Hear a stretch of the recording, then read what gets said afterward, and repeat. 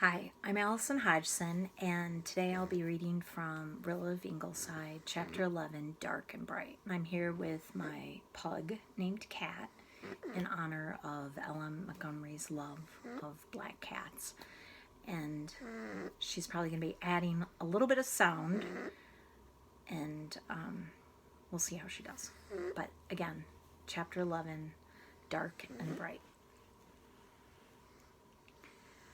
At Christmas, the college boys and girls came home, and for a little while Ingleside was gay again. But all were not there. For the first time, one was missing from the circle round the Christmas table. Jem, of the steady lips and fearless eyes, was far away, and Rilla felt that the sight of his vacant chair was more than she could endure. Susan had taken a stubborn freak and insisted on setting out Jem's place for him as usual, with the twisted little napkin ring he had always had since a boy, and the odd high Green Gables goblet that Aunt Marilla had given him and from which he always insisted on drinking. "That blessed boy shall have his place, Mrs. Doctor dear," said Susan firmly, "and do not you feel over it, for you may be sure he is here in spirit, and next Christmas he will be here in the body. Wait you till the big push comes in the spring, and the war will be over in a jiffy." They tried to think so, but a shadow stalked in the background of their determined merrymaking. Walter, too, was quiet and dull all through the holidays. He showed Rilla a cruel anonymous letter he'd received at Redmond, a letter far more conspicuous for malice than for patriotic indignation. "Nevertheless, all it says is true, Rilla." Rilla had caught it from him and thrown it in the fire. "There isn't one word of truth in it," she declared hotly. "Walter, you've got morbid, as Miss Oliver says she gets when she broods too long over one thing." "I can't get away from it at Redmond, Rilla. The whole college is aflame over the war. A perfectly fit fellow of military age who doesn't join up is looked upon as a shirker and treated accordingly. Dr. Milne, the English professor, who's always made a special pet of me, has 2 sons in khaki, and I can feel the change in his manner towards me. It's not fair. You're not fit." "Physically I am, sound as a bell. The unfitness is in the soul, and it's a taint and a disgrace. There, don't cry, Rilla. I'm not going if that's what you're afraid of. The piper's music rings in my ears day and night, but I cannot follow." "You would break Mother's heart and mine if you did," sobbed Rilla. "Oh, Walter, one is enough for any family." The holidays were an unhappy time for her. Still, having Nan and Di and Walter and Shirley home helped in the enduring of things. A letter and a book came for her from Kenneth Ford, too. Some sentences in the letter made her cheeks burn and her heart beat until the last paragraph, which sent an icy chill over everything. "My ankle is about as good as new. I'll be fit to join up in a couple months more, Rilla, my Rilla. It will be some feeling to get into khaki all right. Little Ken will be able to look the whole world in the face then, and oh, not any man. It's been rotten lately since I've been able to walk without limping. People who don't know look at me as much to say, 'Slacker.' Well, they won't have the chance to look it much longer." "I hate this war," said Rilla bitterly, as she gazed out into the maple grove that was a chill glory of pink and gold in the winter sunset. "1914 has gone," said Dr. Blythe on New Year's Day. "Its sun, which rose fairly, has set in blood. What will 1915 bring?" "Victory," said Susan, for once laconic. "Do you really believe we'll win the war, Susan?" said Miss Oliver drearily. She had come over from Lowbridge, spent the day to see Walter and the girls before they went back to Redmond. She was in a rather blue and cynical mood and inclined to look on the dark side. "Believe we'll win the war?" exclaimed Susan. "No, Miss Oliver dear, I do not believe. I know. That does not worry me. What does worry me is the trouble and expense of it all. But then you cannot make omelets without breaking eggs, so we must just trust in God and make big guns." "Sometimes I think the big guns are better to trust in than God," said Miss Oliver defiantly. No, dear, you do not. The Germans had the big guns at the Marne, had they not? But Providence had settled there. Do not ever forget that. Just hold on to that when you feel inclined to doubt. Clutch hold of the sides of your chair and sit tight and keep sane. Big guns are good, but the Almighty is better, and He is on our side, no matter what the Kaiser says about it. I would have gone crazy many a day, Miss Oliver dear, if I had not sat tight and repeated that to myself. My cousin Sophia is like you, somewhat inclined to despond. Oh, dear me, what will we do if the Germans ever get here? She wailed to me yesterday. Bury them, said I, just as offhand as that. There is plenty of rooms for the graves. Cousin Sophia said that I was flippant, but I was not flippant, Miss Oliver dear, only calm and confident in the British Navy and our Canadian boys. I am like old Mr. Willem Pollock of the Harbour Head. He is very old and has been ill for a long time, and one night last week he was so low that his daughter-in-law whispered to someone that she thought he was dead. Darn it, I ain't, he called right out, only Miss Oliver dear, he did not use so mild a word as darn. Darn it, I ain't, and I don't mean to die until the Kaiser's well licked. Now that, Miss Oliver dear, concluded Susan, is the kind of spirit I admire. I admire it, but I can't emulate it, sighed Gertrude. Before this, I've always been able to escape from the hard things of life for a little while by going into dreamland and coming back like a giant refreshed. But I can't escape from this. Nor I, said Mrs. Blythe. I hate going to bed now. All my life I've liked going to bed, to have a gay, mad, splendid half hour of imagining things before sleeping. Now I imagine them still, but such different things. I'm rather glad when the time comes to go to bed, said Miss Oliver. I like the darkness because I can be myself in it. I needn't smile or talk bravely, but sometimes my imagination gets out of hand too, and I see what you do, terrible things, terrible years to come. I am very thankful that I never had any imagination to speak of, said Susan. I have been spared that. I see by this paper that the Crown Prince is killed again. Do you suppose there's any hope of his staying dead this time? And I also see that Woodrow Wilson is going to write another note. I wonder, concluded Susan with the bitter irony she had of late begun to use when referring to the poor president, if that man's schoolmaster is alive. In January, Jims was 5 months old, and Rilla celebrated the anniversary by shortening him. He weighs 14 pounds, she announced jubilantly, just exactly what he should weigh at 5 months, according to Morgan. There was no longer any doubt in anybody's mind that Jims was getting positively pretty. His little cheeks were round and firm and faintly pink. His eyes were big and bright. His tiny paws had dimples at the root of every finger. He'd even begun to grow hair, much to Rilla's unspoken relief. There was a pale golden fuzz all over his head that was distinctly visible in some lights. He was a good infant, generally sleeping and digesting as Morgan decreed. Occasionally he smiled, but he had never laughed in spite of all efforts to make him. This worried Rilla also, because Morgan said that babies usually laughed aloud from the 3rd to the 5th month. Jims was 5 months old and had no notion of laughing. Why hadn't he? Wasn't he normal? One night, Rilla came home late from a recruiting meeting at the Glen, where she'd been giving patriotic recitations.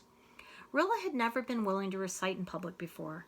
She was afraid of her tendency to lisp, which had a habit of reviving if she were doing anything that made her nervous. When she had first been asked to recite at the Upper Glen meeting, she had refused. Then she began to worry over her refusal. Was it cowardly? What would Jem think if he knew? After 2 days of worry, Rilla phoned to the president of the Patriotic Society that she would recite.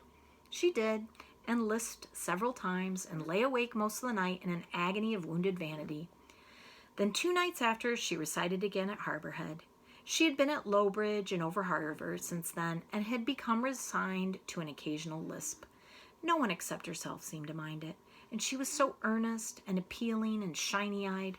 More than one recruit joined up because Rilla's eyes seemed to look right at him when she passionately demanded, how could men die better than fighting for the ashes of their fathers and the temples of their gods? Or assured her audience with thrilling intensity that one crowded hour of glorious life was worth an age without a name.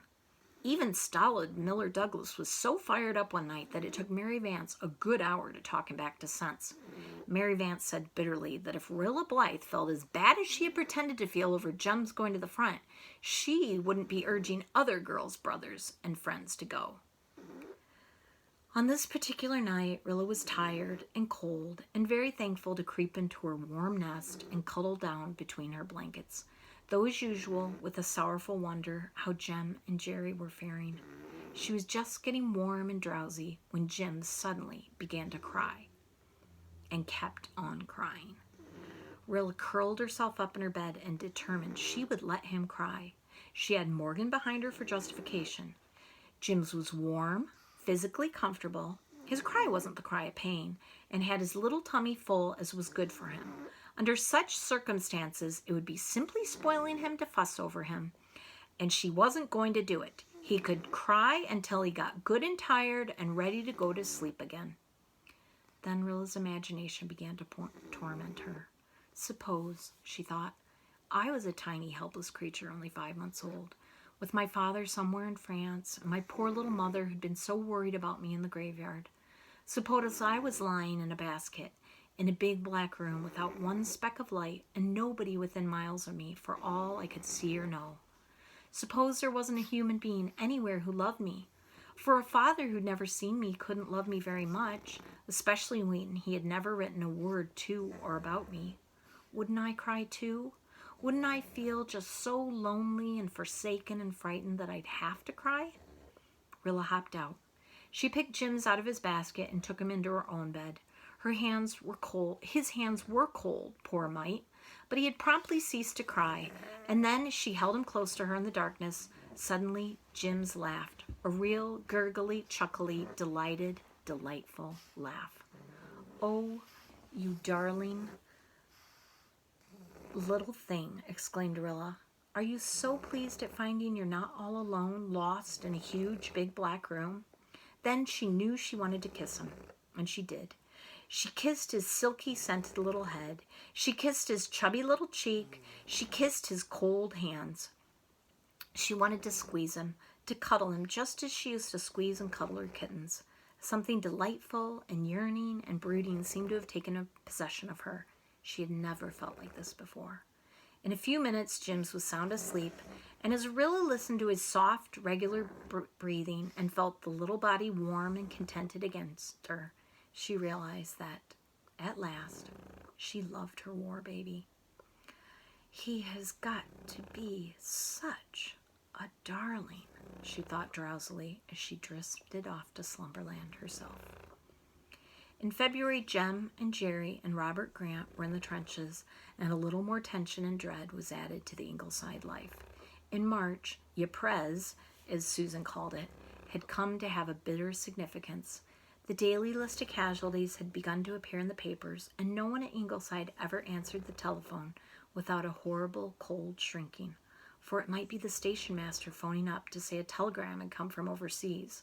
No one at Ingleside ever got up in the morning without a sudden, piercing wonder over what the day might bring. And I used to welcome the morning so, thought Rilla. Yet the round of life and duty went steadily on, and every week or so one of the Glen lads had just the other day been a rollicking schoolboy, went into khaki.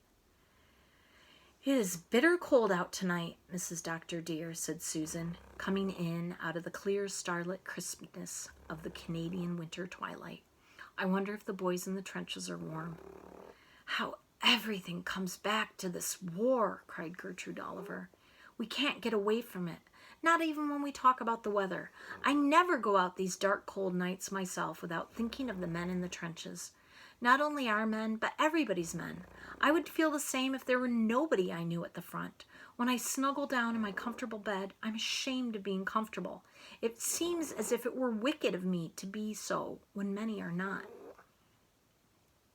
"I saw Mrs. Meredith down at the store," said Susan, "and she tells me that they are really troubled over Bruce. He takes things so much to heart. He has cried himself to sleep for a week over the starving Belgians. 'Oh, Mother,' he will say to her, so beseeching like, 'surely the babies are never hungry.' 'Oh, not the babies, Mother. Just say the tiny babies are not hungry, Mother.' And she cannot say it because it would not be true, and she is at her wit's end. They try to keep such things from him, but he finds them out, and then they cannot comfort him. It breaks my heart to read about them myself, Mrs. Dr. dear, and I cannot console myself with the thought that the tales are not true. When I read a novel that makes me want to weep, I just say severely to myself, now, Susan Baker, you know that is all a pack of lies. But we must carry on. Jack Crawford says he's going to the war because he's tired of farming. I hope he will find it a pleasant change. And Mrs. Richard Elliot over harbor is worrying herself sick because she used to be always scolding her husband about smoking up the parlor curtains. Now that he is enlisted, she wishes she has never said a word to him. You know Josiah Cooper and William Daly, Mrs. Dr. dear. They used to be fast friends, but they quarreled 20 years ago and have never spoken since. Well, the other day, Josiah went to William and said right out, let us be friends. 'Tain't any time to be holding grudges. William was real glad and held out his hand, and they sat down for a good talk. And in less than half an hour, they'd quarreled again over how the war ought to be fought. Josiah holding that the Dardanelles expedition was rank folly, and William maintaining that it was the one sensible thing the Allies had done. And now they're madder at each other than madder at each other than ever. And William says Josiah is as bad a pro-German as Whiskers on the Moon. Whiskers on the Moon vows he's no pro-German, but calls himself a pacifist, whatever that may be. It is nothing proper, or Whiskers would not be it, and that you may tie to. He says that the big British victory at New Chapelle cost more than it was worth, and he has forbid Joe Milgrave to come near the house because Joe ran up his father's flag when the news came. Have you noticed, Mrs. Dr. dear, that the Tsar has changed that Prish name to Premzel, which proves that the man had good sense, Russian though he is. Joe Vickers told me in the store that he saw a very queer-looking thing in the sky tonight over Lowbridge Way. Do you suppose it could have been a Zeppelin, Mrs. Dr. dear? I do not think it very likely, Susan. Well, I would feel easier about it if Whiskers on the Moon were not living in the glen. They say he was seen going through strange maneuvers with a lantern in his backyard one night lately. Some people think he was signaling. To whom? Or what? Ah, that is the mystery, Mrs. Dr. dear. In my opinion, the government would do well to keep an eye on that man if it does not want us to all be murdered in our beds some night. Now I shall look over to the papers a minute before going to write a letter to little Jem. 2 things I never did, Mrs. Dr. dear, were write letters and read politics. Yet here I am doing both regular, and I find there's something in politics after all. Whatever Woodrow Wilson means I cannot fathom, but I am hoping I will puzzle it out yet. Susan, in her pursuit of Wilson and politics, presently came upon something that disturbed her and exclaimed in a tone of bitter disappointment, "That devilish Kaiser has only a boil after all." "Don't swear, Susan," said Dr. Blythe, pulling a long face. "Devilish is not swearing, Dr. dear. I have always understood that swearing was taking the name of the Almighty in vain." "Well, it isn't refined," said the doctor, winking at Miss Oliver. "No, Dr. dear, the devil and the Kaiser, if so be that they are really 2 different people, are not refined, and you cannot refer to them in a refined way. So I abide by what I said, although you may notice that I am careful not to use such expressions when young Rilla is about. And I maintain that the papers have no right to say that the Kaiser has pneumonia and raise people's hopes and then come out and say he has nothing but a boil. A boil, indeed. I wish he was covered with them." Susan stalked out to the kitchen and settled down to write Jem, deeming him in need of some home comfort from certain passages in his letter that day. "We're in an old wine cellar tonight, Dad," he wrote, "in water to our knees, rats everywhere, no fire, a drizzling rain coming down, rather dismal. But it might be worse. I got Susan's box today, and everything was in tip-top order, and we had a feast. Jerry is up the line somewhere, and he says the rations are rather worse than Aunt Martha's ditto used to be. But here they're not bad, only monotonous. Tell Susan I'd give a year's pay for a good bunch of her monkey faces. But don't let that inspire her to send any, for they wouldn't keep. We have been under fire since the last week in February. One boy, he was a Nova Scotian, was killed right beside me yesterday. A shell burst near us, and when the mess cleared away, he was lying dead. Not mangled at all. He just looked a little startled. It was the first time I'd been close to anything like that, and it was a nasty sensation. But one gets used to horrors here. We're in an absolutely different world. The only thing that's the same are the stars, and they are never in the right places somehow. Tell Mother not to worry. I'm all right, fit as a fiddle, and glad I came. There's something across from us here that has got to be wiped out of the world, that's all. An emanation of evil that would otherwise poison life forever. It's got to be done, Dad, however long it takes, and whatever it costs. And you tell the Glen people this for me. They don't realize yet what it has broken loose.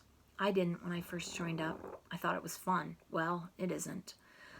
But I'm in the right place, all right. Make no mistake about that. When I saw what had been done here to homes and gardens and people, well, Dad, I seemed to see a gang of Huns marching right through Rainbow Valley and the Glen and the garden at Ingleside. There were gardens over here, beautiful gardens, with the beauty of centuries, and what are they now? Mangled, desecrated things.